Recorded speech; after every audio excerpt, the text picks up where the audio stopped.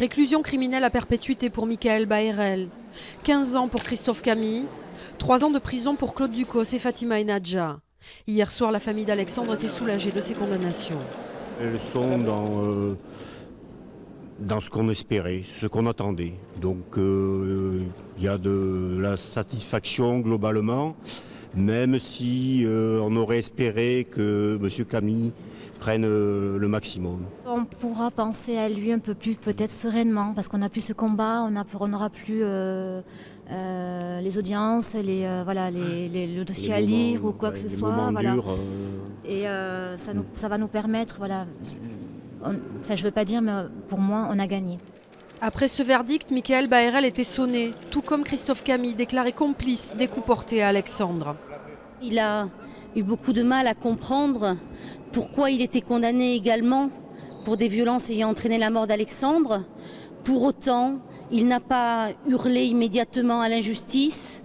Il a dit « il faut que je prenne le temps de réfléchir ». Fatima Enadja et Claude Ducos ont été condamnés au maximum prévu par la loi. Ils ont dormi hier soir en prison. Je trouve ça très très injuste, véritablement. Ça veut dire qu'elle va faire appel? J'ai l'impression, oui, qu'elle va contester la décision.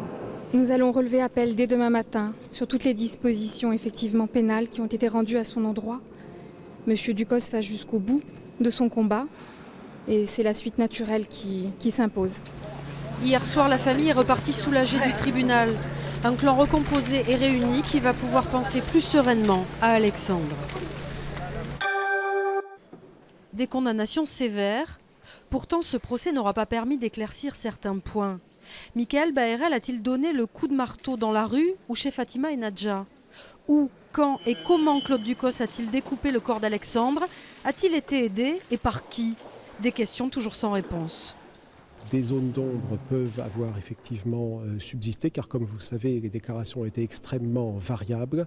Mais aujourd'hui, à l'issue du procès, les choses sont posées de cette façon, et je crois de façon assez claire. La famille a compris au cours de cette audience aussi toutes les limites qu'il pouvait y avoir à la manifestation de la vérité. Ils en attendront toujours plus, ils n'en sauront peut-être pas beaucoup plus, mais je crois qu'ils ont compris que justice était passée, justice est bien passée. Des zones d'ombre qui seront à nouveau examinées dans les mois qui viennent. En effet, Claude Ducos a fait appel aujourd'hui. Il demandera également sa remise en liberté devant la